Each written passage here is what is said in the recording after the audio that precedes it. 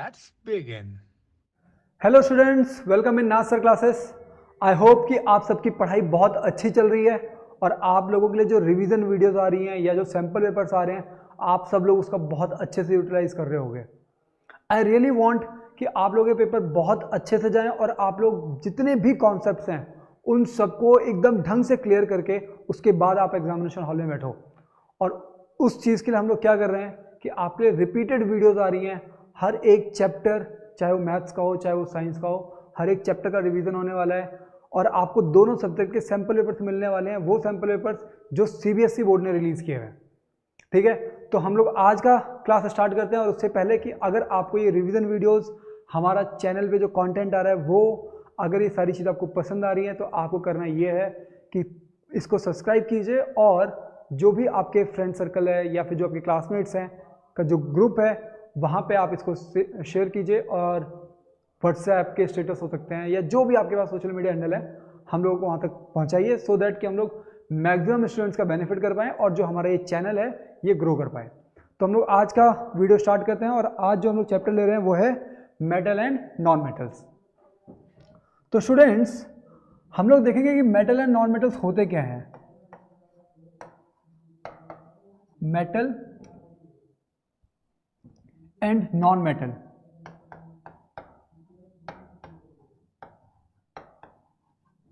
तो metal and non metal के बारे में अभी हम लोग समझेंगे।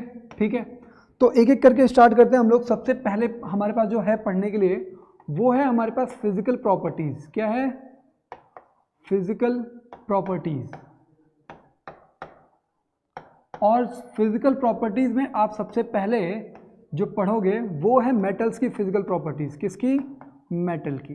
अब मेटल की फिजिकल प्रॉपर्टीज, जैसे कि सबसे पहली जो चीज होती है वो होती है लस्ट्रस। क्या होती है? लस्ट्रस। और इसका मतलब होता है शाइनिंग सरफेस। क्या होता है इसका मतलब? Shining surface. शाइनिंग सरफेस मतलब जो भी मेटल्स होते हैं यूजुअली उनकी जो सरफेस होती है वो कैसी होती है? शाइनिंग इन नेचर होती है। नेक्स्ट जो है हमारा वो है हमारा मैलिएबिलिटी। क्या है? जो दूसरी प्रॉपर्टी है वो है आपकी मैलिएबिलिटी। और जैसे मैं इसको प्रोनाउंस कर रहा हूँ, आप भी इसको इसी तरीके से प्रोनाउंस करोगे तो आपको इसका मीनिंग याद रखने में बहुत आसानी हो जाएगी। जैसे मैंने बोला इसको मैलिएबिलिटी। मैलिएबिलिटी का मतलब ये होता है कि कोई ऐसा सब्सटेंस जो कि मेल्ट हो जाए, और जब वो मेल्ट हो जाएगा तो आप क्या कर सकते हो? उसको शीट्स में कन्वर्ट कर सकते हो। किसमें? शीट्स में कन्वर्ट कर सकते हो। तो मतलब क्या हुआ कि malleability is a property through which we can convert a metal into its sheet. तो मतलब कि जो शीट फॉर्मेशन है थ्रू मेटल्स वो किसकी वजह से हो रही है? क्योंकि उनकी जो एक प्रॉपर्टी है मैलिएबिलिटी जिसको बोलते हैं उसकी वजह से। अच्छा, इसके बाद क्या है? तो थर्ड प्रॉपर्टी है आपकी डक्टिलिटी। क्या है? डक्टिलिटी। कौन सी प्रॉपर्टी? डक्टिलिटी। और डक्टिलिटी का मतलब क्या हुआ? डक्टाइल मटेरियल उसको बोलते हैं जो मटेरियल काफ़ी खींच सकता है, मतलब उसको खींचा जा सकता है। तो अगर आप किसी चीज़ को खींच रहे हो, मतलब एक तरीके से एक लंबा डक्ट टाइप का बना रहे हो। क्या यहाँ पे डक्ट? डक्ट किसको बोलते हैं? डक्ट बोलते हैं किसी पाइप लाइक स्ट्रक्चर को। किसको? पाइप लाइक स्ट्रक्चर को बोलते हैं क्या? डक्ट। तो डक्टिलिटी का मतलब क्या हुआ कि आप उसको पाइप लाइक मतलब वायर लाइक बना सकते हो। क्या बना सकते हो आप उसको? वायर बना सकते हो। तो मेटल की ऐसी प्रॉपर्टी जिसकी वजह से हम लोग उसको वायर में कन्वर्ट कर सकते हैं, उसका वो जो प्रॉपर्टी है उस प्रॉपर्टी को बोलते हैं डक्टिलिटी। और जिस पे शीट में कन्वर्ट कर सकते हैं उसको बोलते हैं मैलिएबिलिटी। तो मैं आपको इस तरीके से पढ़ाने की कोशिश कर रहा हूँ कि आपको सिर्फ एक बार पढ़ने में ही सारी चीज़ें जो हैं वो याद हो जाएं। इसके बाद जो हमारी प्रॉपर्टी है, ठीक है, इसके बाद जो नेक्स्ट है वो है हमारा क्या? अगर आप इसका जो इसकी फोर्थ प्रॉपर्टी है वो है कंडक्टिविटी। क्या है? कंडक्टिविटी। अब देखो कंडक्टिविटी मतलब क्या है? कंडक्टिविटी दो टाइप की होती है। मतलब आपके लिए दो टाइप की कंडक्टिविटी इंपॉर्टेंट है। एक तो है हीट की कंडक्टिविटी, मतलब हीट को कंडक्ट करना चाहिए, और दूसरा है इलेक्ट्रिसिटी को। किसको? इलेक्ट्रिसिटी को। तो जो मेटल्स होते हैं वो दोनों चीज़ों को कंडक्ट करते हैं, मतलब किसको? हीट को भी कंडक्ट करते हैं और किसको? इलेक्ट्रिसिटी को भी कंडक्ट करते हैं। आपको अगर याद रखना है कि कैसे इसको याद रखा जाए कि वो हीट को कंडक्ट करता है या नहीं करता, तो अगर आपको पता है कि जैसे अगर कोई जो बर्नर है तो उसका जो लोहे वाला पार्ट होता है ना वो क्या होता है, गर्म हो जाता है। क्यों? जैसे मतलब क्या है कि लेट सपोज आप किसी रॉड को इस तरीके से, मतलब अगर इतनी दूरी पे आपने कोई एक बर्नर रखा हुआ है, ठीक है, और यहाँ से आप इस रॉड से उसको क्या कर रहे हो, गर्म कर रहे हो, तो इस एंड पे भी उस हीट को आप फील कर सकते हो। क्यों? Due to the conductivity of heat through metals. और ऐसे ही होता है इलेक्ट्रिसिटी के साथ भी। अगर आप मतलब किसी भी मेटल के एक एंड पे अगर आप वायर लगा दोगे तो दूसरी एंड पे भी उसका क्या है, कंडक्शन, मतलब इलेक्ट्रिसिटी जो है वो फ्लो करेगी। इसका मतलब क्या है कि कंडक्टिविटी जो होती है वो मेटल्स में क्या होती है मतलब किसकी, हीट एंड इलेक्ट्रिसिटी की। अच्छा, इसके बाद है तुम्हारा क्या है, इसके बाद नॉन मेटल्स में ये जो प्रॉपर्टी जो अभी आपने पढ़ी, इसमें नॉन मेटल के केस में क्या होगा। अगर मैं बोलूं कि अभी तो हमने पढ़ लिया कि मेटल्स के केस में क्या होगा, अब मुझे ये बताओ कि नॉन मेटल के केस में क्या होगा। किसके? नॉन मेटल के केस में। तो नॉन मेटल के केस में आपको पहली चीज़ ये समझनी है कि जैसे यहाँ पे पहले क्या था, जो पहली प्रॉपर्टी थी वो देखो क्या थी इसमें, लशरस। तो नॉर्मली क्या होता है कि ये नॉन लशरस होते हैं। क्या होते हैं? नॉन लशरस। मतलब जो आपके नॉन मेटल्स होते हैं वो शाइन नहीं करेंगे, यूजुअली वो शाइन नहीं करते हैं। दूसरा कि ये मतलब क्या होते हैं, ये ब्रिटल नेचर के होते हैं। क्या होते हैं? ब्रिटल नेचर के होते हैं। ब्रिटल का मतलब ये होता है कि जैसे देखो, मैलिएबिलिटी एंड डक्टिलिटी का मतलब क्या हुआ कि अगर आपने मेटल के ऊपर फोर्स लगाया तो या फिर वो शीट में कन्वर्ट हो जाएगा या फिर वायर में। बट यहाँ पे क्या है कि अगर ब्रिटल, BRITTLE, ब्रिटल नेचर का मतलब क्या हुआ कि अगर आप इसके ऊपर फोर्स लगाओगे ना तो ये क्या हो जाएगा, टूट जाएगा। ठीक है, टूट जाएगा, ये फैलेगा नहीं, ये टूट जाएगा। इसका मतलब ये ब्रिटल नेचर का है। और अगर मैं कंडक्टिविटी की बात करूं तो नॉन कंडक्टर क्या होता है, ये not conductor, not a conductor, ये कोई कंडक्टर नहीं है, ना ही हीट का और ना तो ये हीट का कंडक्टर है और ना ही ये किसका, इलेक्ट्रिसिटी का कंडक्टर है। आ रही है बात समझ में? ठीक है, आगे देखते हैं हम लोग क्या है।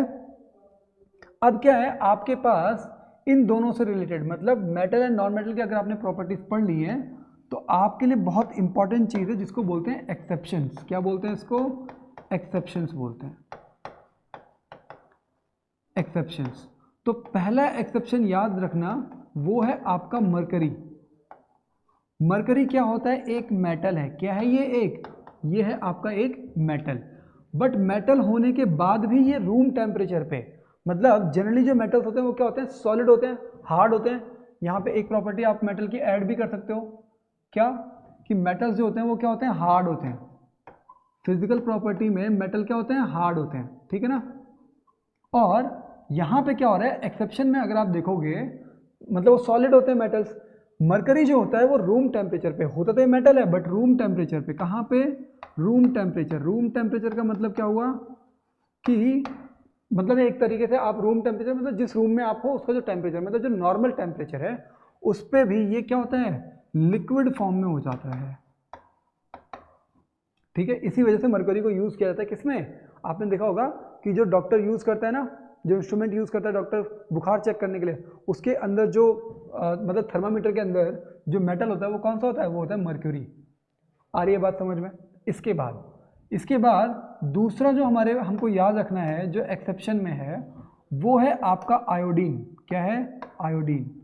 अच्छा, आयोडीन होता क्या है, तो ये होता है एक नॉन मेटल। क्या होता है? ये एक नॉन मेटल होता है। ठीक है, और आपको पता है कि नॉन मेटल तो नॉन लस्ट्रस होते हैं, मतलब नॉन लस्ट्रस मतलब शाइनिंग सरफेस नहीं होती है। बट आयोडीन एक ऐसा नॉन मेटल है जो कि क्या है, लस्ट्रस है, मतलब कि उसकी जो सरफेस है वो शाइन प्रोड्यूस करती है, मतलब शाइनिंग सरफेस होती है। अच्छा, एक और है इसमें, अगर आपने देखा होगा कि जो कार्बन है, जो कार्बन क्या है, कार्बन क्या है, कार्बन है आपका नॉन मेटल। क्या है ये? Non metal. और कार्बन का एक एलोट्रॉप होता है। क्या होता है एलोट्रॉप? एलोट्रॉप कौन सा है? डायमंड। क्या है? डायमंड। और ये क्या है, कार्बन का एलोट्रॉप है, मतलब ये एक नॉन मेटल होना चाहिए। ठीक है, बट और नॉन मेटल्स क्या होते हैं, ज़्यादा हार्ड नहीं होते, या फिर गैसेस फॉर्म में होंगे या फिर मतलब एक तरीके से सॉफ्ट होंगे। ठीक है, बट ये जो कार्बन है, कार्बन का जो एलोट्रॉप है डायमंड, ये हार्डेस्ट सब्सटेंस है, मतलब ये इतना हार्ड है कि आपके जो मेटल्स हैं उनसे भी ज़्यादा हार्ड है, मतलब ये हार्डेस्ट सब्सटेंस है। अच्छा, इसके बाद एक और चीज़ है जो कि कार्बन का एक एलोट्रॉप है जिसको बोलते हैं ग्रेफाइट। क्या होता है? एक ग्रेफाइट। अब ग्रेफाइट भी क्या है? क्योंकि कार्बन का एलोट्रॉप है तो इसका मतलब ये भी क्या है? आपका नॉन मेटल है। और नॉन मेटल इलेक्ट्रिसिटी कंडक्ट करते हैं? तो नहीं करते हैं। बट जो ग्रेफाइट है वो क्या करता है? कंडक्टर ऑफ इलेक्ट्रिसिटी है। क्या है? Conductor of electricity. आ रही है बात समझ में? और ये अगर आपको ये समझना हो कि ये क्या हुआ, मतलब ग्रेफाइट क्या हुआ, तो आपके पास जो पेंसिल है, पेंसिल की जो ब्लैक निप है, ठीक है, वो किससे, मतलब थोड़ी सी इम्प्योरिटीज होती हैं बट वो जनरली क्या है? वो ग्रेफाइट है। और कभी ये चीज़ ट्राई मत करना, बट वो भी आपका इलेक्ट्रिसिटी कंडक्ट करता है। मतलब अगर आप पेंसिल की एक पिन पे, मतलब अगर आप सॉकेट में लगाते हो तो उसमें दूसरी तरफ करंट लग सकता है। इस वजह से आप ज़रा इसको क्या, अपने आप को इससे सेफ रखो। चलो ठीक है, हम लोग अब आगे बढ़ते हैं और देखते हैं कि नेक्स्ट हमारा क्या है। तो आपको मैंने, अच्छा ठीक है, इसमें एक और चीज़ की ये बात कर रहा है कि जनरली जो आपके मेटल्स होते हैं, फिफ्थ एक पॉइंट है कि मेटल्स हैं जो कि आपके क्या होते हैं? मेटल्स क्या होते हैं आपके? मेटल्स होते हैं आपके सॉलिड, मतलब हार्ड होते हैं। बट जो अल्कली मेटल्स हैं, जो अल्कली मेटल्स हैं, जो आपके अल्कली मेटल्स हैं, जैसे कि आपका sodium and potassium, potassium and sodium, ये बहुत सॉफ्ट होते हैं। क्या होते हैं? ये एक सॉफ्ट होते हैं। क्या होते हैं? सॉफ्ट। सॉफ्ट, इतने सॉफ्ट होते हैं कि आप इनको नाइफ से भी क्या कर सकते हो? काट सकते हो। एक और भी होता है इसमें, मतलब एक और एक्सेप्शन भी है, जैसे कि जो आपके मेटल्स हैं, जो आपके मेटल्स हैं उनके जो मेल्टिंग पॉइंट है वो क्या है? हाई है। But caesium, caesium and gallium, क्या? सीजियम एंड गैलियम ऐसे मेटल्स हैं जो कि बहुत लो, क्या होता है इनका? Low melting point. अच्छा, ये जो आपके पास एक्सेप्शंस थे ना, इनको आप लोग ध्यान रखना, बाय हार्ट इसको लर्न कर लेना। वो इसका रीज़न ये है कि यहाँ से मैक्सिमम टाइम पे जो एक्सेप्शंस हैं वहाँ से क्वेश्चन जो है वो पुट अप होता है, कोई एक क्वेश्चन, ठीक है ना। तो ये क्या है? जो मतलब सीजियम एंड गैलियम जो है, इसका क्या है? लो मेल्टिंग पॉइंट है। क्या है? मेल्टिंग पॉइंट लो है। इतना लो होता है कि आप एक मेटल को अपने हाथ में रखो और वो मेटल पिघल जाए, ठीक है। तो वो ऐसे मेटल्स कौन से हैं? Caesium and gallium. और अल्कली मेटल्स जो कि पोटेशियम एंड सोडियम है, ठीक है, ये क्या है? बहुत सॉफ्ट हैं, इतने सॉफ्ट हैं कि आप इनको किससे? चाकू से भी काट सकते हो। मैं यहाँ पे लिख दे रहा हूँ, even cut by knife, by knife. आ रही है बात समझ में कि आप इसको चाकू से भी काट सकते हो, इतने सॉफ्ट होते हैं, ठीक है। तो अब हम लोग जरा आगे चलते हैं और देखते हैं कि अभी हमारे लिए क्या है इंपॉर्टेंट जो पढ़ने के लिए है, ठीक है। तो नेक्स्ट जो पॉइंट है आपके लिए वो है आपके पास केमिकल प्रॉपर्टीज ऑफ मेटल्स। क्या है? Chemical properties of metals. Chemical properties of metals. आ रही है बात समझ में? ठीक है। तो केमिकल प्रॉपर्टीज ऑफ मेटल में जो सबसे पहली चीज है वो यहां पे आपको दे रखा है, क्या? कि रिएक्शन विद, पहला जो केमिकल प्रॉपर्टीज, मतलब केमिकल प्रॉपर्टीज में जो पहली प्रॉपर्टी है वो क्या है? Reaction with, reaction with oxygen. क्या है? ऑक्सीजन के साथ रिएक्शन, किसका? मेटल का। तो जब मेटल, कोई भी जब मेटल क्या करता है? ऑक्सीजन के साथ रिएक्ट करता है, ऑक्सीजन के साथ रिएक्ट करेगा तो वो बना देगा आपका मेटल ऑक्साइड। क्या बना देगा? Metal oxide. आ रही है बात समझ में? तो जनरली जब मेटल्स ऑक्सीजन के साथ रिएक्ट करते हैं तो वो मेटल ऑक्साइड की फॉर्मेशन कर देते हैं। और ये जरूरी नहीं है कि सारे के सारे मेटल ऑक्सीजन के साथ रिएक्ट कर जाए। जो बहुत लो रिएक्टिव होते हैं वो ऑक्सीजन के साथ रिएक्शन नहीं करते हैं, ठीक है। बट अगर मेटल ऑक्सीजन के साथ रिएक्शन करेगा तो वो किस चीज़ की फॉर्मेशन करेगा? मेटल ऑक्साइड की फॉर्मेशन करेगा। फॉर एग्जाम्पल कि अगर आपका कॉपर Cu रिएक्ट कर रहा है किसके साथ? ऑक्सीजन O2 के साथ, तो आपका CuO जो है वो फॉर्म होगा, मतलब कॉपर ऑक्साइड। क्या है ये? Copper oxide. आ रही है बात समझ में? अच्छा, इसके बाद क्या है? इसके बाद अच्छा यहाँ पे आपको ये ध्यान रखना है, यहाँ पे मैं एक पॉइंट अलग उससे लिख दे रहा हूँ कि जो मेल्टिंग पॉइंट होता है, जो मेल्टिंग पॉइंट क्या है? Melting point of metal oxide, of metal oxide, metal oxide is higher. क्या होता है ये? हायर होता है। किससे? Higher than metal. इस पॉइंट को ध्यान रखना। अब इसकी वजह से होता क्या है वो समझो। क्योंकि क्या हुआ कि जो मेल्टिंग पॉइंट है मेटल ऑक्साइड का वो क्या है? वो ज़्यादा है। तो ये एक प्रोसेस के थ्रू आप क्या करते हो कि लेट सपोज ये कोई एक मेटल है, ये कोई एक मेटल है और आपको इस मेटल को सेफ गार्ड करना है, मतलब इसको बचा करके रखना है, ठीक है। और इस मेटल को आप यूज़ भी कर रहे हो खाना बनाने के लिए, तो आप क्या करोगे? आप इसके बाहर में क्या करोगे? लेयर लगा दोगे। ये जो लेयर है ये किस चीज़ की लेयर है? ये है मेटल ऑक्साइड की लेयर। अच्छा, ये किस लेयर लगाई गई है मेटल ऑक्साइड की लेयर? क्योंकि मेटल ऑक्साइड का जो बॉइलिंग पॉइंट, ये मेल्टिंग पॉइंट जो है वो हायर है। हाई होने की वजह से जो मेटल ऑक्साइड है वो पिघलेगा नहीं। जब वो पिघलेगा नहीं तो अंदर का जो मटेरियल है, जो मेटल है, वो सेफ गार्ड रहेगा। अगर वो मेटल बाहर होता तब क्या होता? अगर वो मेटल बाहर होता तब क्या होता कि वो मेटल हीट की वजह से वो मेटल पिघलने लग जाता, ठीक है। बट क्योंकि वो तो मेटल ऑक्साइड है बाहर, इसलिए वो बच जाएगा। तो ये जो प्रोसेस है, मतलब ये जो प्रोसेस हम लोग फॉर्म करते हैं, इसको बोलते हैं हम लोग एनोडाइजिंग। क्या बोलते हैं? एनोडाइजिंग। एनोडाइजिंग, ठीक है ना। और ये होता क्या है? एनोडाइजिंग क्यों बोलते हैं? क्योंकि जो प्योर मेटल है, जो प्योर मेटल है वो कहाँ पे रखा जाता है? एनोड पे रखा जाता है। कहाँ पे? एनोड पे रखा जाता है। आ रही है बात समझ में? ताकि मतलब क्या, एनोड पे रखा जाएगा और फिर उसके ऊपर किसकी?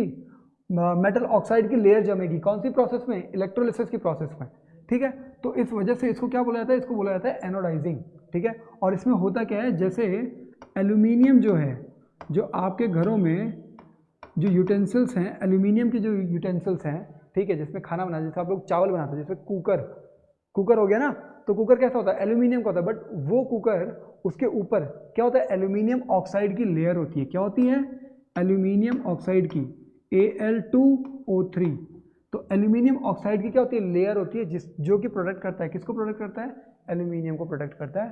तो आपको ये समझ में आ गया कि एनोडाइजिंग क्या हुआ। नेक्स्ट देखते हैं हम लोग क्या है।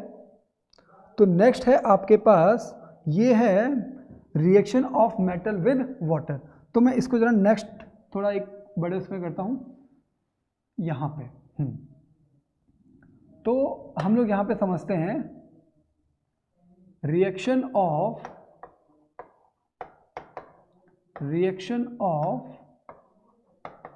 Metal with water. क्या है? Reaction of metal with water. आ रही है बात समझ में?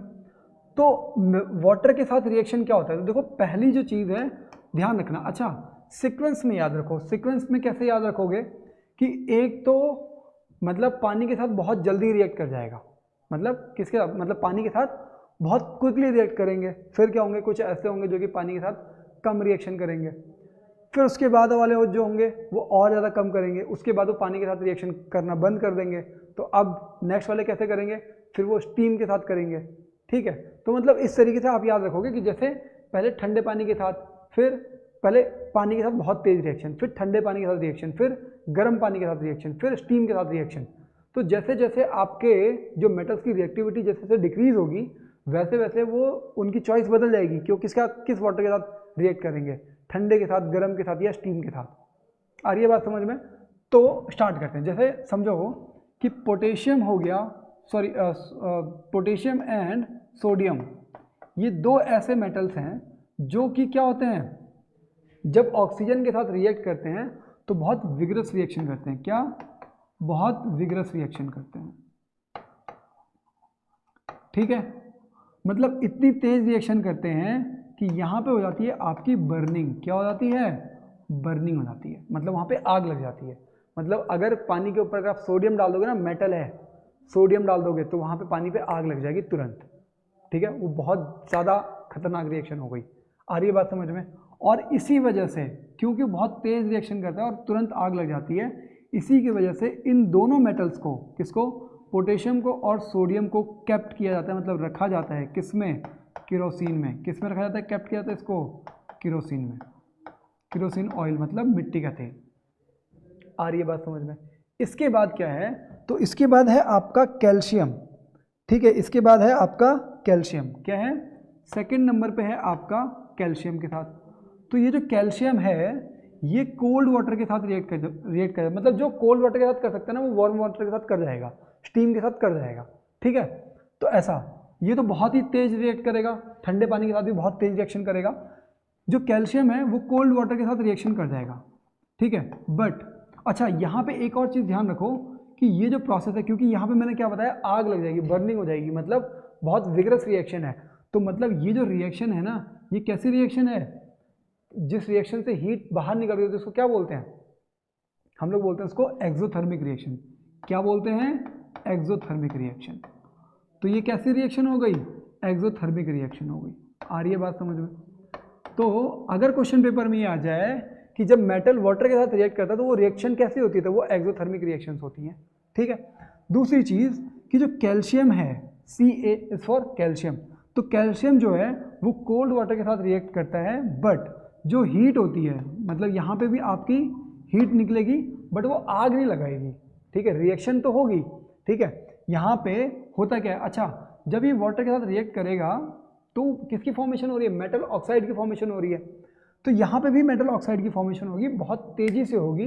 बट होगा क्या कि लेट सपोज ये कोई एक कैल्शियम मेटल है और इसने वाटर के साथ रिएक्ट किया, तो रिएक्शन के बाद क्या होगा कि इसके ऊपर ना कुछ बबल्स बन जाएंगे, मेटल ऑक्साइड के बबल्स बन जाएंगे। क्या बन जाएंगे? मेटल ऑक्साइड के बबल्स बन जाएंगे, जिसकी वजह से ये क्या करेगा? ये करेगा आपका फ्लोट। क्या करेगा? ये फ्लोट करेगा, ठीक है। बबल्स जो इससे बने, जो इसके बबल्स बनेंगे वो इसके सरफेस पे चिपक जाएंगे, तो सरफेस पे चिपकने की वजह से क्या करेंगे? वो उसको ऊपर लेकर के आ जाएंगे। तो मतलब ये क्या करेगा? फ्लोट करना शुरू कर देगा। कौन? कैल्शियम। आ रही है बात समझ में? अच्छा, जो तीसरा है इसका वो है आपका मैग्नीशियम। तो मैग्नीशियम जो है वो कोल्ड वाटर के साथ रिएक्ट नहीं करेगा, किसके साथ करेगा? वो हॉट वाटर के साथ रिएक्ट करेगा, हॉट वाटर के साथ रिएक्ट करेगा और किसकी? मैग्नीशियम ऑक्साइड की फॉर्मेशन कर देगा, मैग्नीशियम ऑक्साइड, ठीक है ना। तो मैग्नीशियम ऑक्साइड की फॉर्मेशन कर देगा। अच्छा, इसके बाद अब क्या होगा कि किसके साथ इसने रिएक्शन की? किसके साथ? हॉट वाटर के साथ। अब इसके बाद जो है, जैसे आपके कुछ ऐसे मेटल्स हैं, जैसे एल्यूमिनियम हो गया और आयरन हो गया। कौन कौन से? यहाँ पे मैं लिख रहा हूँ, एल्यूमिनियम एंड आयरन। ये क्या होंगे? ये आपका किसके साथ? स्टीम के साथ रिएक्ट करेंगे और बनाएंगे क्या? मेटल ऑक्साइड बनाएंगे। जैसे Fe2O3 हो गया या Al2O3 हो गया, ठीक है। तो ये जो भी है ये क्या है? मेटल ऑक्साइड है, और ये तब रिएक्ट करेंगे वाटर के साथ जब वो वाटर क्या हो? स्टीम में हो।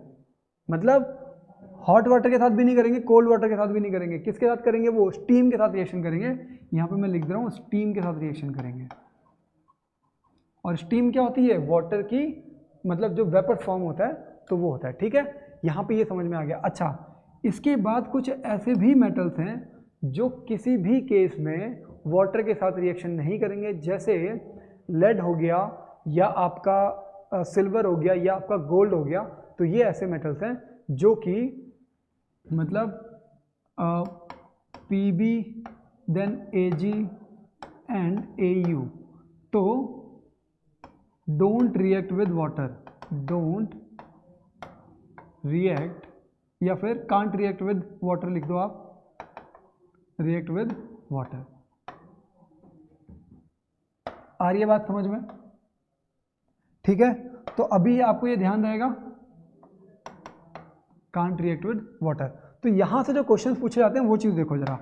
क्वेश्चंस ये पूछे जाते हैं जैसे कि कभी कभी यहां से ये क्वेश्चन पूछ लिया जाता है, ये फ्लोटिंग वाला, कि ये फ्लोट क्यों कर रहा है, क्या कि ये फ्लोट क्यों कर रहा है, एक तो ये वाला क्वेश्चन हो जाएगा। दूसरा कि इसको केरोसिन में क्यों रखा गया, सोडियम एंड इसको पोटेशियम एंड सोडियम को केरोसिन में क्यों रखा जाता है, ये क्वेश्चन हो सकते हैं।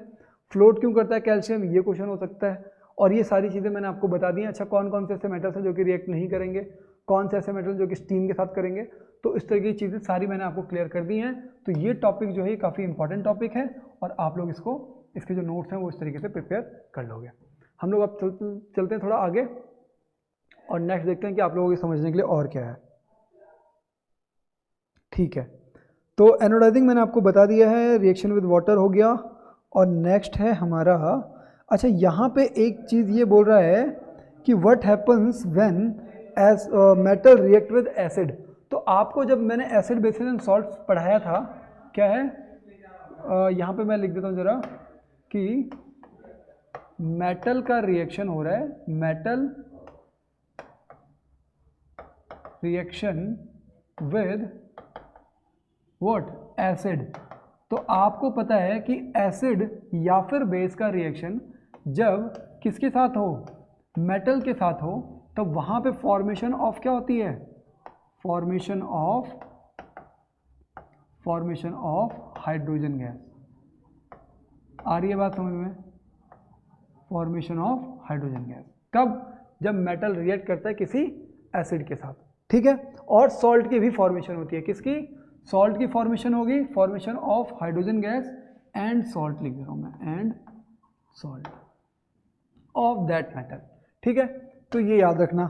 नेक्स्ट आपके लिए क्या है, यहाँ पे एक बात कर रही है एक्वारीजिया, किसकी बात कर रही है, एक्वारीजिया की बात कर रहे हैं, एक्वारीजिया, ठीक है, एक्वारीजिया।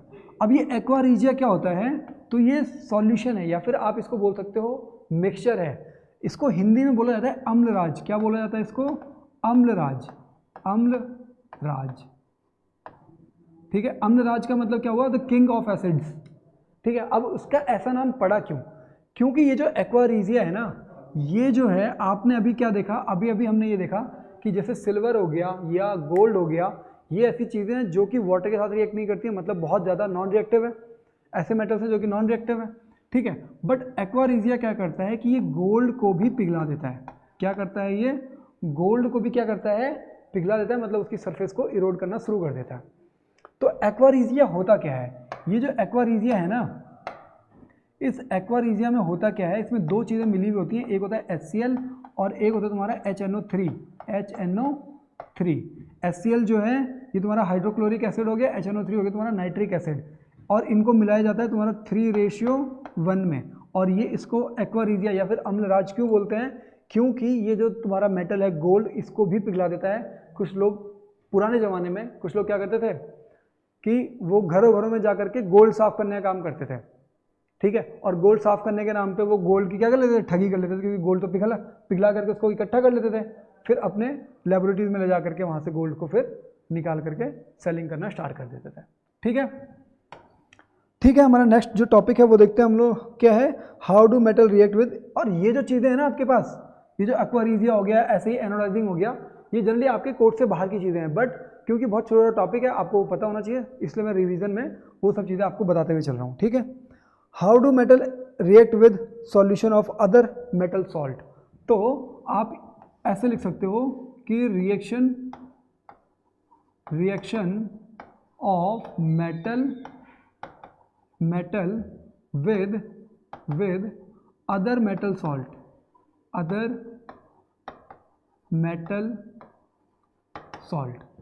ठीक है। तो यहाँ पे जो रिएक्शन होगी ना, ये डिपेंड करती है किसके ऊपर, रिएक्टिविटी सीरीज के ऊपर, किसके ऊपर, रिएक्टिविटी सीरीज के ऊपर। आ रही है बात समझ में, रिएक्टिविटी सीरीज के ऊपर। और दूसरी चीज़ कि रिएक्टिविटी सीरीज के ऊपर कैसे डिपेंड कर रहा है, जैसे मानो कि कोई एक मेटल है, मेटल ए, और दूसरा मेटल है मेटल बी, दो मेटल हैं कोई, ठीक है। और आपके पास क्या है, सॉल्ट ऑफ मेटल ए है, क्या है, सॉल्ट ऑफ मेटल ए, और इसकी रिएक्शन आप करा रहे हो किसके साथ, मेटल बी के साथ। तो ऐसा भी हो सकता है कि इसमें कोई रिएक्शन पॉसिबल ना हो, कब, जब आपका मेटल ए ज़्यादा रिएक्टिव होगा किससे, मेटल बी से। बट अगर बी वाला मेटल ज़्यादा रिएक्टिव हुआ ए के कंपैरिजन में, तब आपकी ये रिएक्शन आगे बढ़ेगी और क्या हो जाएगी कि salt of metal B salt of metal B form होगा और जो तुम्हारा मेटल ए होगा वो उस सॉल्यूशन में अलग हो जाएगा। आ रही है बात समझ में? तो इस तरीके से चीज़ें आपको ध्यान रखनी है, ठीक है। अच्छा, अभी ये जो रिएक्टिविटी सीरीज है ना, इसको अभी हम लोग समझेंगे, मतलब अभी आगे चल करके रिएक्टिविटी सीरीज भी देखने वाले हैं हम लोग। अभी बस आप लोग क्या करो कि जितनी चीज़ें मैं पढ़ा रहा हूँ आप इसके बस आराम से नोट्स बनाते रहो, ठीक है। फटाफट हम लोग चीज़ों को कवर कर रहे हैं, ठीक है। इसके बाद अभी आगे आपका रिएक्टिविटी सीरीज क्या है, ये रिएक्टिविटी सीरीज,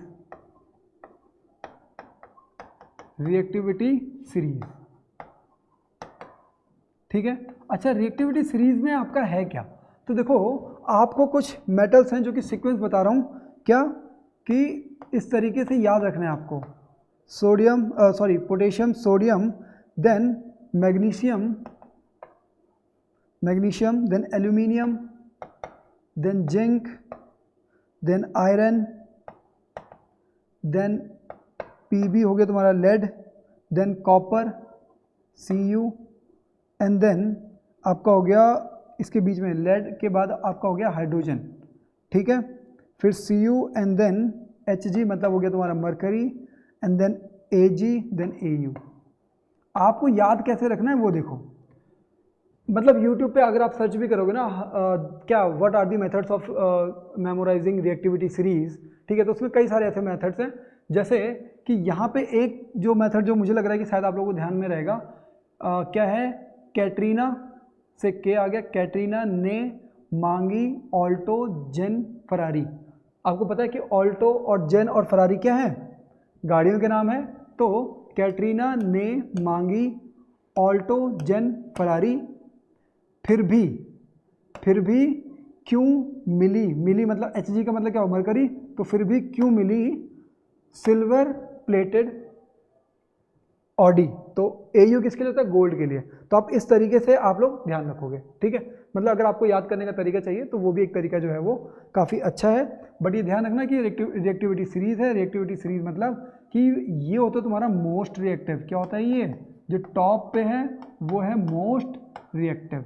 और इसका मतलब ये हुआ कि मानो कि अगर कोई, जैसे यहाँ से मान लो कोई एल्यूमिनियम का सॉल्ट है, कोई एल्यूमिनियम सॉल्ट है और उसकी रिएक्शन आप करा दो पोटेशियम, तो पोटेशियम क्या करेगा कि उसके साथ रिएक्ट कर जाएगा, मतलब पोटेशियम अपना सॉल्ट बुला देगा और सॉल्यूशन में जो तुम्हारा एल्यूमिनियम है ये फ्री हो जाएगा।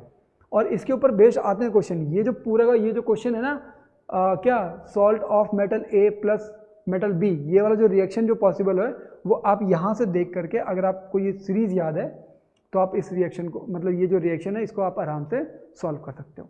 आ रही है बात समझ में? अच्छा, हम लोग आगे बढ़ते हैं फिर। How do metal and non metal react.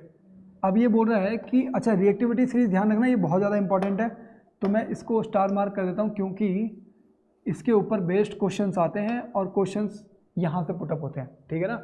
ये आपको किसी एक का सॉल्व दे देगा और दूसरे के साथ रिएक्शन करने के लिए बोलेगा कि ये रिएक्शन पॉसिबल है या नहीं है। अगर है तो सॉल्ट कौन सा फॉर्म होगा, समथिंग लाइक दैट। इस तरीके से क्वेश्चन जो है वो पूछे जाते हैं। अब आता है रिएक्शन ऑफ, क्या आता है अब आपका, reaction of metal and non metal, ठीक है। तो मैं आपका सीधे एक जो आपको मेटल एंड नॉन मेटल से जो बहुत कॉमनली यूज कंपाउंड है वो है आपका NaCl। क्या है आपका NaCl, और Na आपको पता है क्या है, सोडियम है, और Cl क्या है, क्लोरीन। तो मतलब ये क्या है आपका NaCl, क्या हो गया, सोडियम क्लोराइड। क्या हो गया ये, सोडियम क्लोराइड, सोडियम क्लोराइड।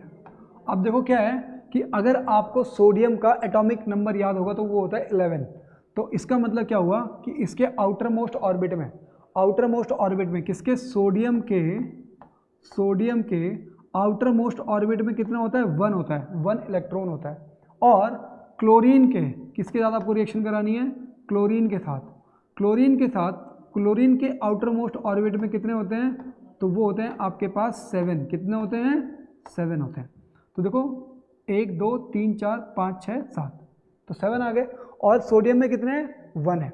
अब देखो क्या है कि जब कोई भी रिएक्शन होती है, जब कोई भी एक रिएक्शन होगी तो उसमें क्या होता है कि दोनों जो या फिर जितने भी एलिमेंट्स हैं वो क्या कंप्लीट करते हैं? अपना ऑक्टेट कंप्लीट करते हैं, ठीक है ना। तो ऑक्टेट का मतलब क्या हुआ कि आउटर मोस्ट ऑर्बिट में कितने होने चाहिए? 8 होने चाहिए। तो अभी यहाँ के आउटर मोस्ट ऑर्बिट में कितने हैं? 1 है, ठीक है। और इसके बाद इसके जो अंदर वाली ऑर्बिट होती है उसमें 8 होते हैं। तो ये क्या कर सकता है, सोडियम क्या कर सकता है कि एक या फिर किसी को डोनेट कर दे, तब इसके पास जो आउटर मोस्ट ऑर्बिट बचेगी वो कौन सी हो जाएगी? जिसमें 8 इलेक्ट्रॉन्स है। मतलब कि ये मानो कि ये इसकी आउटर मोस्ट है जिसमें 1 इलेक्ट्रॉन है, और ये इसके अंदर वाली है, और जो अंदर वाली है ना उसमें कितने हैं? 8 हैं। तो अगर सोडियम क्या करे कि ये 1 इलेक्ट्रॉन किसी को दे दे, ठीक है, तो आउटर मोस्ट ऑर्बिट इसके अंदर वाली हो जाएगी, उसमें 8 है, तो मतलब इसका ऑक्टेट कंप्लीट हो जाएगा। और ऐसे अगर ये इसके पास 1 आ जाएगा तो इसका ऑक्टेट भी कंप्लीट हो जाएगा। तो सोडियम क्या करता है कि सोडियम कर देता है डोनेट। क्या कर देता है? सोडियम कर देता है आपका डोनेट। तो ये इस तरीके से ये आपका डोनेट कर देगा, ये इधर। आ रही है बात समझ में? तो जब ये डोनेट करेगा तो इसने क्या डोनेट किया है? इलेक्ट्रॉन डोनेट किया। क्या किया है? इलेक्ट्रॉन डोनेट किया है। तो ये जो आपका इलेक्ट्रॉन है, ये इलेक्ट्रॉन यहाँ पे डोनेट कर देगा। तो अब पहले इसके पास क्या थे? 11 इलेक्ट्रॉन्स थे और 11 ही प्रोटॉन्स थे। अब इसने 1 इलेक्ट्रॉन डोनेट कर दिया, बट इसका मतलब क्या हुआ? इसके पास 1 प्रोटॉन ज़्यादा हो गया है अब, तो उस वजह से इसके ऊपर जो चार्ज रहता है वो प्लस का रहता है, और ये इलेक्ट्रॉन इसके पास चला गया है, क्लोरीन के पास, बट प्रोटॉन नहीं गया उसके पास। तो इसका मतलब इसके पास 1 इलेक्ट्रॉन ज़्यादा हो गया, और इलेक्ट्रॉन क्या होता है? नेगेटिव चार्ज होता है। तो मतलब Cl के ऊपर रहेगा नेगेटिव चार्ज, और ये जो कंपाउंड बनेगा इन दोनों की हेल्प से वो बनेगा आपका NaCl। और इस तरीके से जो कंपाउंड बनता है उसको बोलते हैं आयोनिक कंपाउंड। क्या बोलते हैं हम लोग? Ionic compound. तो नेक्स्ट जो आपको डिस्कस करना है वो करना है कि आयनिक कंपाउंड क्या होते हैं। तो क्योंकि इसकी कुछ फीचर्स हैं वो लिख लो। देखो, फिजिकल प्रॉपर्टी, सबसे पहली जो चीज़ है वो है फिजिकल प्रॉपर्टी। तो फिजिकल प्रॉपर्टी क्या होती है? ये होते हैं हार्ड। क्या होते हैं? हार्ड होते हैं। मतलब आप एक तरीके से बोल सकते हो कि सॉलिड होते हैं, जनरली सॉलिड होते हैं। क्या होते हैं? आयनिक बॉन्ड्स। जनरली जो आयनिक कंपाउंड्स होते हैं वो जनरली तुम्हारे क्या होते हैं? सॉलिड फॉर्म में होते हैं, ठीक है। क्यों? क्योंकि वो हार्ड होते हैं। क्यों हार्ड होते हैं? क्योंकि यहाँ पे ट्रांसफर ऑफ इलेक्ट्रॉन्स हुआ है, तो मतलब बॉन्डिंग काफ़ी स्ट्रॉन्ग बनी है। तो ये फिजिकल प्रॉपर्टी हो गई तुम्हारी। आगे मैं लिख भी दे रहा हूँ कि ये फिजिकल प्रॉपर्टी है। फिजिकल प्रॉपर्टी किसकी? NaCl, मतलब आयनिक कंपाउंड की फिजिकल प्रॉपर्टी। अच्छा, दूसरी चीज़ जो है वो कौन सी प्रॉपर्टी है इसमें आयनिक कंपाउंड्स में? ठीक है, दूसरा इसमें जो पूछा हुआ है मेल्टिंग एंड बॉइलिंग पॉइंट के बारे में पूछा हुआ है। क्या? Melting and boiling point. तो अब आप ये देखो, melting and boiling point, boiling point, क्योंकि यहाँ पे क्या है कि यहाँ पे ट्रांसफर ऑफ इलेक्ट्रॉन्स हो रहा है, मतलब जो बॉन्ड है वो काफ़ी स्ट्रॉन्ग बॉन्ड बना हुआ है। तो जब स्ट्रॉन्ग बॉन्ड बना हुआ है तो स्ट्रॉन्ग बॉन्ड को तोड़ने के लिए आपको ज़्यादा एनर्जी चाहिए होगी। इसका मतलब क्या हुआ कि मेल्टिंग एंड बॉइलिंग पॉइंट क्या होते हैं इसके? हाई होते हैं। क्या होते हैं? हाई होते हैं, ठीक है। अच्छा, थर्ड इसके बाद जो चीज़ है वो है सॉल्युबिलिटी। क्या है? इसके बाद आपको जो चीज़ ध्यान रखनी है वो है सॉल्युबिलिटी। सॉल्युबिलिटी का मतलब ये होता है कि ये कहाँ पे सॉल्युबल होगा। तो खुद ये क्या है? आयनिक है। तो मतलब जो आयनिक नेचर के जो सॉल्यूशंस होंगे वहाँ पे ये डिसॉल्व हो जाएगा, और उन सॉल्यूशंस को बोलते हैं इलेक्ट्रोवेलेंट सॉल्यूशंस। क्या बोलते हैं? Electrovalent solution. आ रही है बात समझ में? तो अभी आपको आयनिक कंपाउंड्स की क्या सॉल्युबिलिटी भी पता लग गई। इसके बाद एक और चीज़ होती है इसमें, क्या बोल रहा है ये? Conduction of electricity. ये बहुत इंपॉर्टेंट चीज़ है। क्या है? Conduction of electricity. तो देखो कि कंडक्शन ऑफ इलेक्ट्रिसिटी इसका नहीं भी होता है और होता भी है। तो नहीं कब होता है और कब होता है वो समझो। अगर ये सॉलिड फॉर्म में है, क्या है? अगर ये सॉलिड फॉर्म में है तो ये क्या होगा? नॉट कंडक्टर, मतलब कुडंट कंडक्ट, ठीक है, मतलब नॉन कंडक्टर होगा आपका ये, नॉन कंडक्टर। मतलब आप इसको इंसुलेटर बोल सकते हो, ठीक है। कब? जब ये सॉलिड फॉर्म में होगा। क्यों? क्योंकि सॉलिड फॉर्म में है, तो सॉलिड फॉर्म में आयंस नहीं फॉर्म होंगे, couldn't फॉर्म आयन। और आपको इलेक्ट्रिसिटी कंडक्ट करने के लिए क्या चाहिए होता है? आयन चाहिए होता है। तो क्योंकि जो तुम्हारा आयनिक कंपाउंड है वो सॉलिड फॉर्म में क्या होता है? आयन फॉर्म नहीं कर सकता, इस वजह से वो नॉन कंडक्टर होता है, मतलब वो कंडक्ट नहीं करेगा। इंसुलेटर भी बोलते हैं ऐसे को, बट यहाँ पे आप इंसुलेटर वर्ड यूज़ नहीं करोगे, यहाँ पे ये बोलोगे कि कंडक्ट नहीं करेगा, नॉन कंडक्टर, ठीक है ना। दूसरी चीज़ कि जब ये रहेगा तुम्हारा एक्वस स्टेट में, किसमें? एक्वस स्टेट में जब ये रहेगा, तब क्योंकि ये क्या फॉर्म कर देगा? क्योंकि ये फॉर्म कर लेगा आयन, और इसका मतलब क्या हो जाएगा कि एक्वस स्टेट में ये हो जाएगा आपका कंडक्टर। आ रही है बात समझ में? और यहीं से आप क्या समझ सकते हो? एक्वस स्टेट में क्योंकि ये कंडक्ट कर सकता है एक्वस स्टेट में, मतलब अगर तुम्हारा कोई, जैसे अगर आप लोगों ने कौन सी मूवी देखी हो, 3 इडियट्स वाली मूवी देखी हो, ठीक है, जिसमें वो आमिर खान वो चम्मच से करंट के झटके देता है, तो अगर आप किसी पानी में, मतलब कोई प्योर वाटर है, तो जनरली प्योर वाटर जो होगा, जो बिल्कुल मतलब एक तरीके से H2O की फॉर्म में होगा, वो इलेक्ट्रिसिटी कंडक्ट नहीं करता है, ठीक है। बट अगर आप उसमें कोई सी भी इम्प्योरिटी डालोगे तो वो इलेक्ट्रिसिटी कंडक्ट करना शुरू कर देता है। ऐसे ही जो तुम्हारा ये आयनिक कंपाउंड होगा, जब तक ये सॉलिड स्टेट में है, ये इलेक्ट्रिसिटी कंडक्ट नहीं करेगा, बट जैसे ही आप इसको किसी एक्वस फॉर्म में ला दोगे, तो क्योंकि वहाँ पे आयंस बन जाएंगे, तो वो इलेक्ट्रिसिटी कंडक्ट करना शुरू कर देगा, ठीक है ना। चलो ठीक है, अब हम लोग आगे बढ़ते हैं। नेक्स्ट जो है वो है अकरेंस ऑफ मेटल। क्या है नेक्स्ट? हमारा जो नेक्स्ट टॉपिक है वो है आपका अकरेंस ऑफ मेटल, ठीक है। तो अकरेंस ऑफ मेटल में, अकरेंस ऑफ मेटल,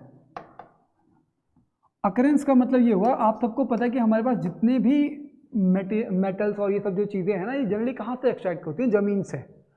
तो क्योंकि ये जितने भी एलिमेंट्स हैं, ये मैक्सिमम कहाँ पे? ज़मीन के अंदर प्रेजेंट है। कुछ एटमॉस्फेयर में होते हैं, बट मैक्सिमम कहाँ पे होते हैं? ज़मीन के अंदर होते हैं। तो जो ये मेटल्स जब कहीं ज़मीन पे मिलते हैं ना, किसी जगह पे मान लो कोई एक मेटल डिपॉजिट मिला है, ठीक है, तो ऐसा कोई भी डिपॉजिट, किसी भी एलिमेंट का डिपॉजिट मिल जाए आपको, मतलब एनी एलिमेंट डिपॉजिट कहीं भी जब मिलता है, तो उस चीज़ को हम लोग बोलते हैं मिनरल। क्या बोलते हैं हम लोग? मिनरल बोलते हैं, ठीक है। बट होता क्या है कि अगर आप इस मिनरल से इकोनॉमिकल एक्सट्रैक्शन कर सको, क्या वो कर सको? Economical extraction. इसका मतलब क्या हुआ कि अगर आपको कोई मिनरल मिल गया, मान लो कि आपको कहीं पे ये पता लग गया कि कहीं पे क्या है? गोल्ड है, ठीक है, मतलब ज़मीन के नीचे, ज़मीन के अंदर क्या है? ज़मीन के नीचे काफ़ी अंदर जा करके ऐसा पता लग गया कि गोल्ड है वहाँ पे, ठीक है, तो मतलब बहुत अच्छी चीज़ पता लग गई। बट जब ये पता लगा कि वो गोल्ड है, तो उस चीज़ को हम लोग बोलते हैं क्या? मिनरल बोलते हैं। और जब आप उसको इकोनॉमिकली एक्सट्रैक्ट कर पाओ, मतलब क्या हुआ कि मानो वो जो गोल्ड है वो 1 किलो है और कुछ करोड़ रुपए उसकी कॉस्ट हो गई, ठीक है, बट उसको निकालने में मान लो कि 2 करोड़ रुपए लग गए, ठीक है। उस गोल्ड की कॉस्ट मान लो 1 करोड़ है, और उसको निकालने में अगर 2 करोड़ रुपए लग गए, तो मतलब वो इकोनॉमिकल तो नहीं हुआ ना, ठीक है। तो आप उसको क्यों निकालोगे बाहर? नहीं निकालोगे, ठीक है। बट अगर ऐसा हो जाए कि कोई बहुत, जैसे मानो कि आयरन है, ठीक है, आपको पता लग गया कि आयरन जो है वो 10 किलो है नीचे, ज़मीन के नीचे लगभग, आप अगर उसको 10 मीटर भी नीचे जाओगे तो आपको आयरन मिल जाएगा। तो जब वो इतना नहीं, मतलब बहुत कम डिस्टेंस पे ही है, ठीक है, और उसको निकालने में आपको हो सकता है कि कुछ 1000 रुपये लगे बस, ठीक है। तो जब अगर आपको मतलब फ़ायदा हो रहा है, मतलब उसको निकाल करके बाहर सेलिंग करने में उसको फ़ायदा हो रहा है, तब इसका मतलब कि क्या है? वो इकोनॉमिकल एक्सट्रैक्शन हो रहा है। और ऐसे मिनरल को जब उसका इकोनॉमिकल एक्सट्रैक्शन हो सके, तो उसको बोलते हैं हम लोग ओर। क्या बोलते हैं हम लोग? ओर। आ रही है बात समझ में? अब यहाँ पे क्योंकि हमको एक्सट्रैक्शन ऑफ मेटल को समझना है, मतलब पढ़ना है, ठीक है, तो आप इसमें क्या करोगे? देखो, एक्सट्रैक्शन ऑफ, जो नेक्स्ट टॉपिक है वो है हमारा एक्सट्रैक्शन ऑफ मेटल। क्या है आपका? Extraction of metal. और मैं आपको इसमें बहुत छोटे से ब्रीफ में आपको चीज़ें बताऊंगा।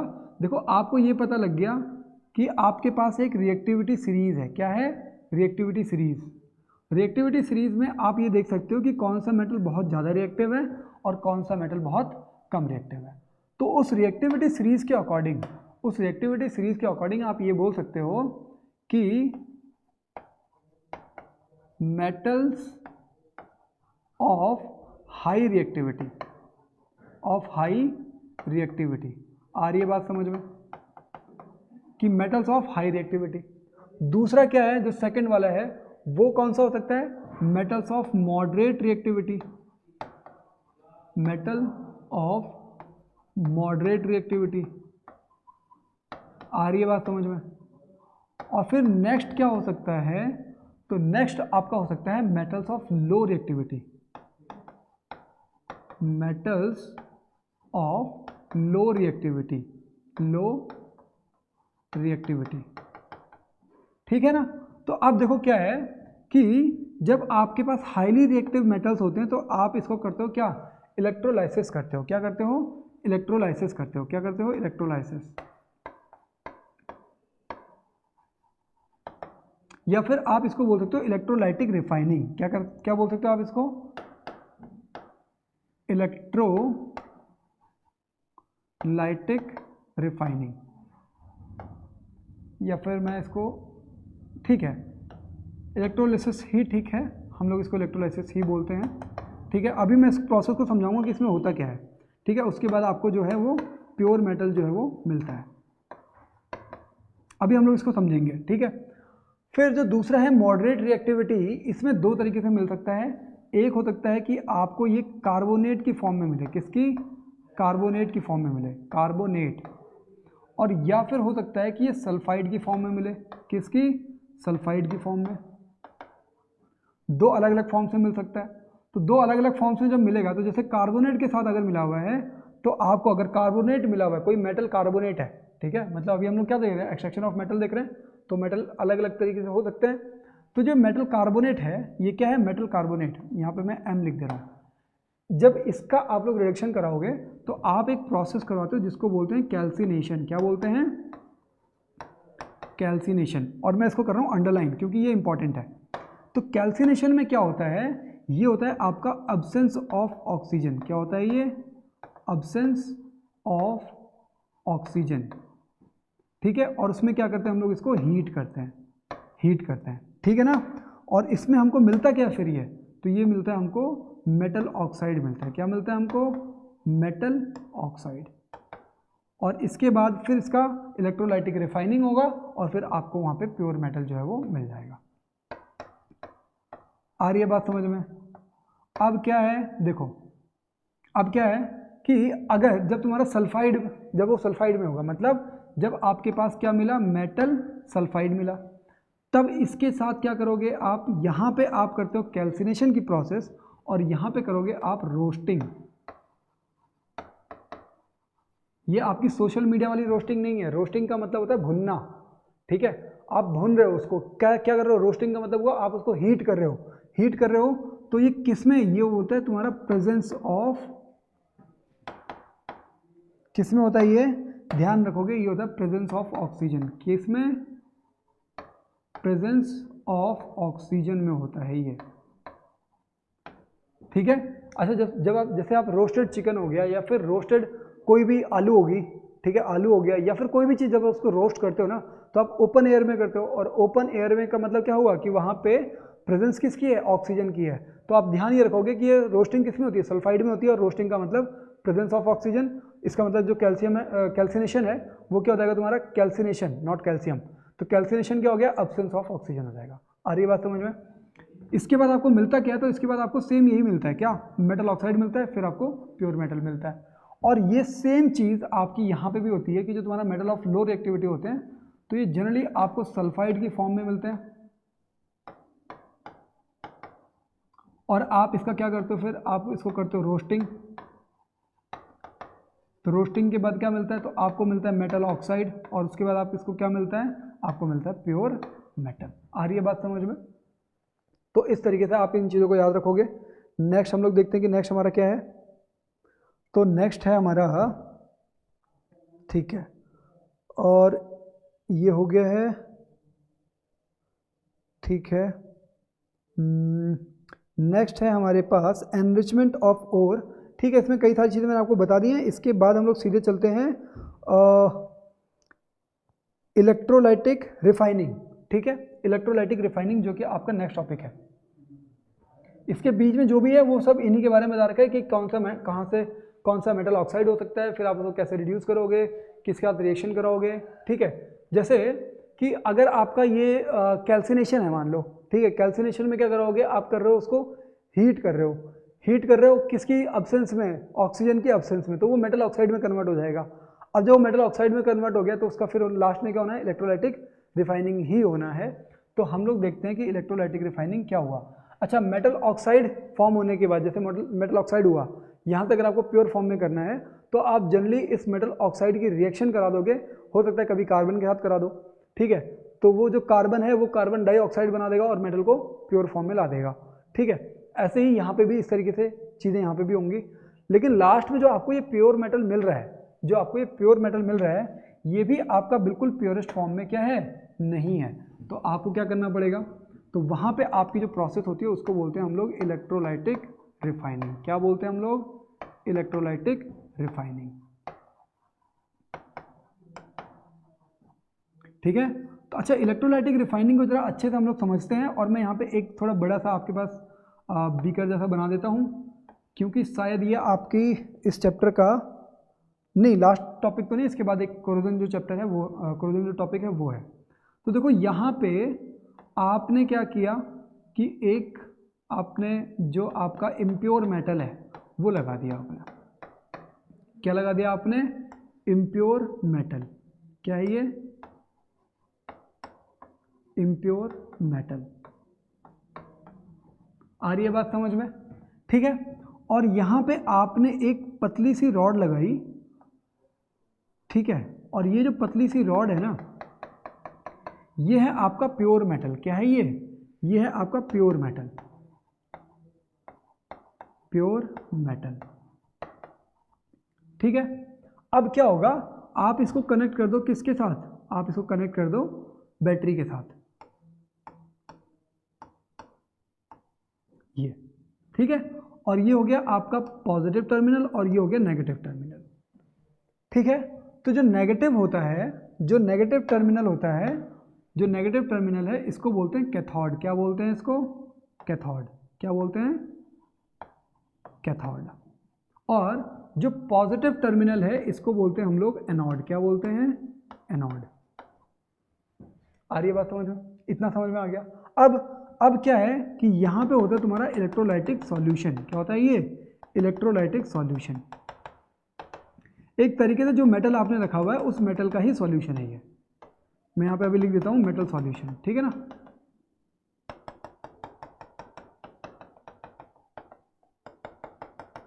ये क्या है, ये है आपका मेटल सॉल्यूशन।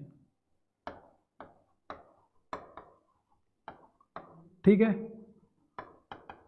अभी सारी चीज़ें, जितनी चीज़ें मैंने आपको बताई हैं वो चीज़ें आपको अभी तक क्लियर हो गई होंगी। अब इसमें क्या होता है कि इसकी सरफेस से मैं कोई दूसरा कलर ले लेता हूँ, जैसे मैंने ये वाला कलर ले लिया। इसकी सरफेस से जो मेटल के जो पार्टिकल्स हैं ना, मेटल के जो एटम्स हैं, वो निकल करके जाएंगे किस तरफ, इस तरफ जाएंगे। और ध्यान ये रखना कि ये है तुम्हारा नेगेटिव टर्मिनल और ये है पॉजिटिव टर्मिनल। तो नेगेटिव की तरफ जा रहे हैं कौन, मेटल, तो इसका मतलब कि मेटल क्या होंगे, पॉजिटिवली चार्ज हो जाएंगे। पहली चीज़ ये समझो, क्योंकि ये नेगेटिव की तरफ जा रहे हैं। अगर मानो उसके ऊपर कोई चार्ज ना हो, मेटल के ऊपर कोई चार्ज ना हो, तो कहीं भी मूव नहीं करेगा। ठीक है ना, अगर उसके ऊपर कोई चार्ज है, तभी वो नेगेटिव की तरफ मूव करेगा। तो कौन सा चार्ज होगा, पॉजिटिव चार्ज होगा। तो मेटल के ऊपर जनरली पॉजिटिव चार्ज होता है, बट यहाँ पे कहने का मतलब ये है कि वो आयनिक फॉर्म में होगा। ठीक है, तो उसके ऊपर पॉजिटिव चार्ज होगा तो वो इधर से इधर जाएगा।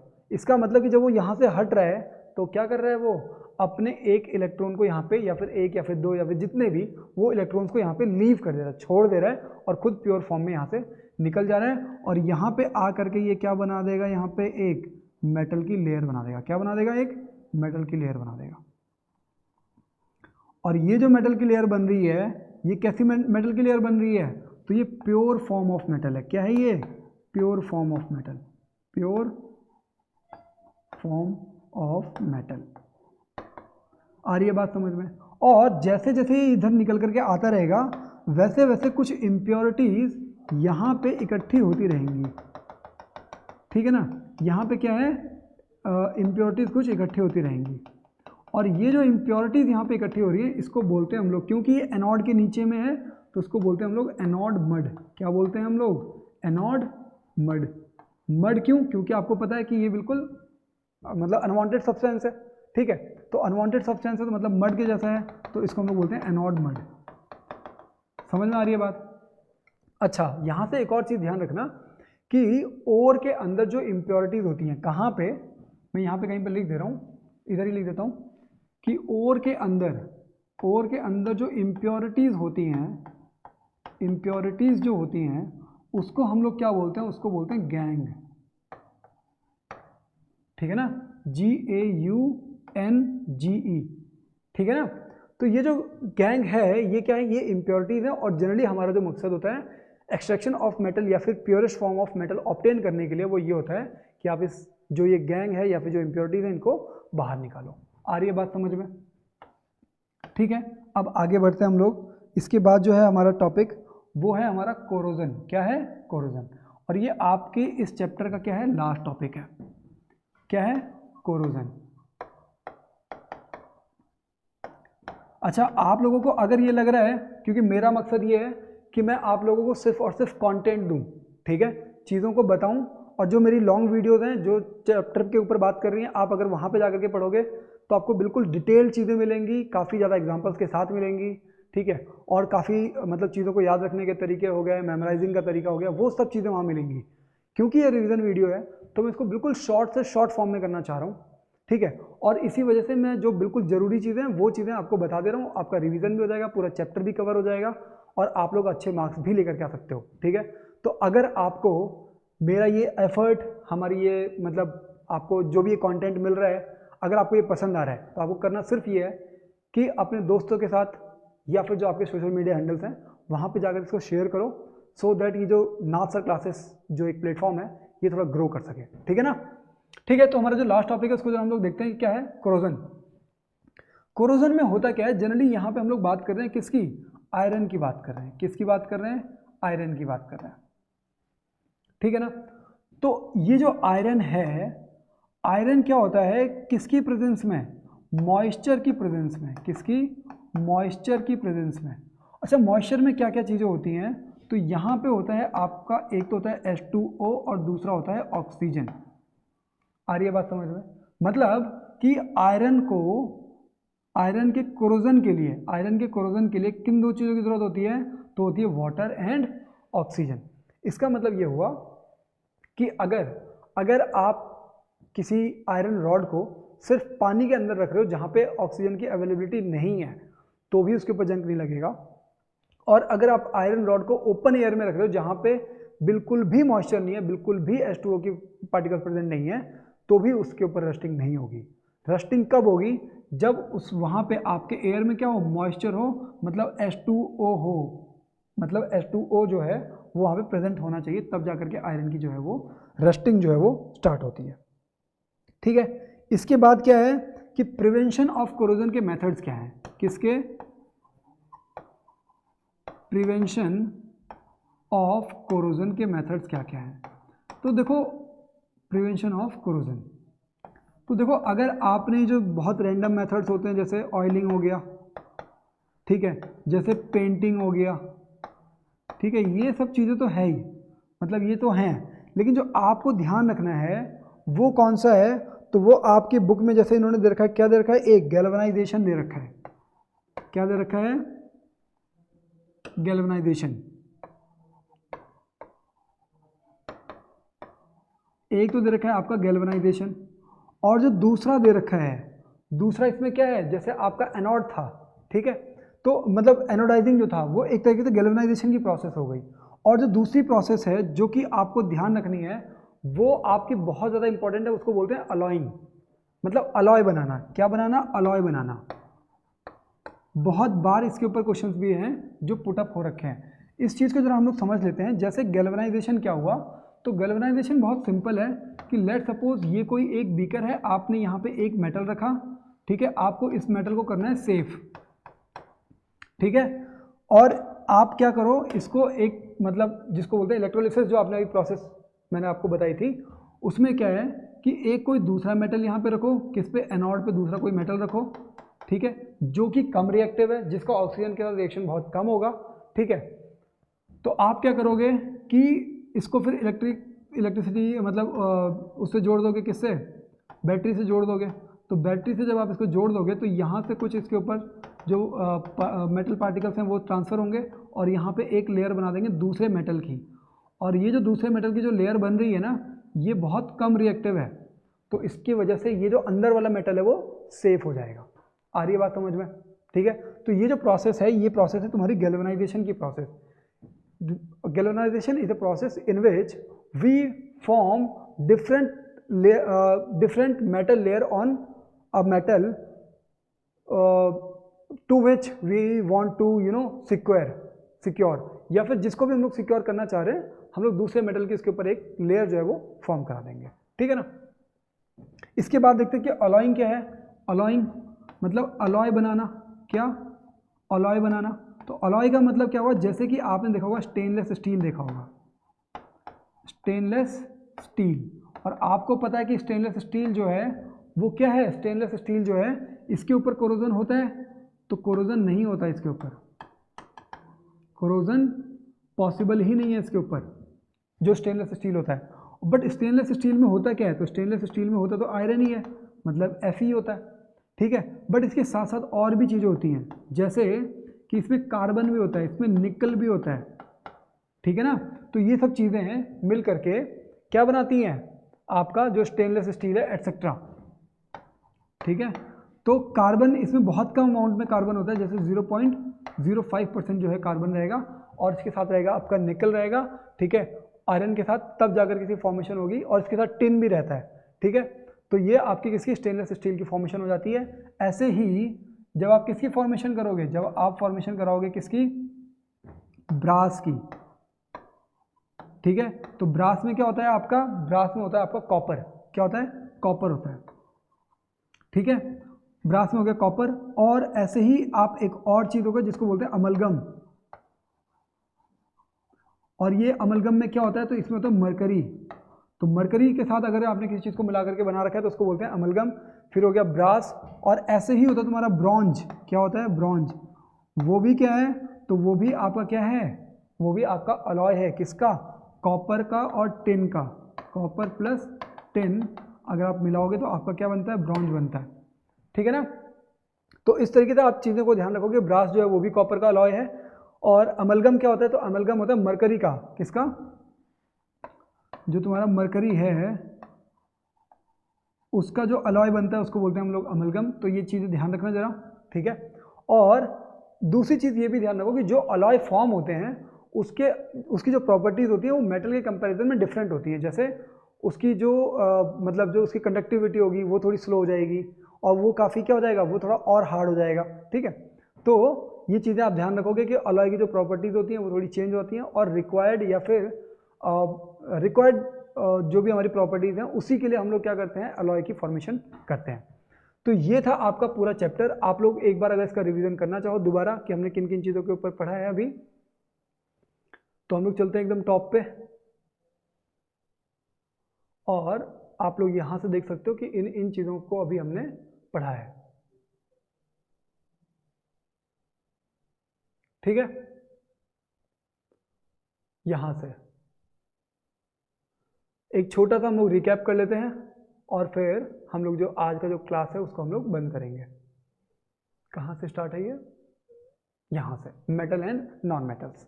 तो जरा हम लोग इसका एक छोटा सा रिवीजन कर लेते हैं। सबसे पहले हमने प्रॉपर्टीज ऑफ मेटल देखा, हमने ये देखा कि मेटल्स हार्ड होते हैं, बाकी ये लस्ट्रस क्या होता है, मैलिएबिलिटी क्या हुआ, डक्टिलिटी क्या हुआ, कंडक्टिविटी क्या होती है, इन सब चीज़ों पर हमने बात कर ली है। फिर नॉन मेटल्स की प्रॉपर्टीज़ क्या क्या होती है, नॉन लस्ट्रस होता है, ब्रिटल, एंड ये कंडक्टर नहीं होता, ये कंडक्ट नहीं करता इलेक्ट्रिसिटी को। एक्सेप्शंस में क्या क्या है, जैसे मरकरी का एक्सेप्शन है, मेटल है बट वो लिक्विड फॉर्म में है। आयोडीन होता है, तो आयोडीन तुम्हारा लस्ट्रस होता है बट वो नॉन मेटल होता है। कार्बन के जो दो एलोट्रॉप्स हैं जैसे डायमंड एंड ग्रेफाइट, डायमंड आपका हार्डेस्ट सब्सटेंस हो गया, ग्रेफाइट आपकी इलेक्ट्रिसिटी को कंडक्ट कर रहा है, ठीक है ये। और फिर अल्कली मेटल्स हो गए, जैसे तुम्हारा सोडियम हो गया, इसको मैं थोड़ा छोटा कर देता हूँ, हाँ ठीक है। तो जैसे तुम्हारा अल्कली मेटल्स हो गया, कौन सा, सोडियम एंड मतलब पोटेशियम एंड सोडियम, तो ये क्या हो गया, सॉफ्ट मेटल्स होते हैं, इनको आप चाकू से भी काट सकते हो। जैसे सीजियम एंड गैलियम हो गया, तो ये मेटल्स हैं बट बहुत लो मेल्टिंग पॉइंट होती है, हाथ में भी पिघल जाते हैं, ठीक है। ऐसी तुम्हारी केमिकल प्रॉपर्टीज हो गई मेटल्स की, ठीक है। एनोडाइजिंग आपको मैंने बता दिया क्या होता है। इसके बाद हमने ये देखा कि वाटर के साथ रिएक्शन होती है तब क्या होता है, कहाँ पे विगरस रिएक्शन होती है, क्यों किसी को केरोसिन ऑयल में रखा जाता है, मतलब पोटेशियम एंड सोडियम को। ऐसे ही फिर कि जो कैल्शियम है वो वाटर के ऊपर फ्लोट क्यों करता है, ये भी चीज़ हमने देख ली। अभी हम लोग और आगे बढ़ते हैं। हमने एक्वारीजिया देखा है, हमने रिएक्शन ऑफ मेटल्स देखे हैं, फिर रिएक्टिविटी सीरीज को हमने देखा, और फिर हमने ये देखा कि एक्सट्रैक्शन ऑफ मेटल किस तरीके से होगा, ठीक है। तो हाँ चलो ठीक है फिर। तो ये सब चीज़ें आज हमने इनका पूरा जो है रिवीजन जो है वो अच्छे से कर लिया है। अब हम लोग मिलते हैं अपनी नेक्स्ट क्लास में, जो भी हमारी रिवीजन की नेक्स्ट क्लास होगी वहाँ पे मिलते हैं। टिल दैट आप लोग ढंग से पढ़ाई करो। जो भी आप लोगों के डाउट्स हैं, जिन भी क्वेश्चन में आपको लग रहा है कि थोड़ा दिक्कत हो रही है या प्रॉब्लम है, या फिर अगर आप लोग चाह रहे हो कि आपको कोई मतलब कोई डाउट या फिर किसी तरह की कोई दिक्कत हो रही है, सैम्पल पेपर्स में कोई दिक्कत हो रही है, तो ये एक नंबर दे रहा हूँ, आप इस नंबर पे व्हाट्सएप करके, चाहे वो सैम्पल पेपर्स की अवेलेबिलिटी हो वो चेक कर सकते हो आप लोग, ठीक है। सैम्पल पेपर का सॉल्यूशन हो गया, कोई एक क्वेश्चन हो गया, ये सारी चीज़ें हम लोग व्हाट्सएप के थ्रू आप लोगों को प्रोवाइड करते हैं। आप लोगों के पेपर के लिए आप लोग पेपर बहुत अच्छे से दो, उसके लिए ऑल द बेस्ट। मिलते हैं हम लोग अपनी नेक्स्ट क्लास में। Till that take care.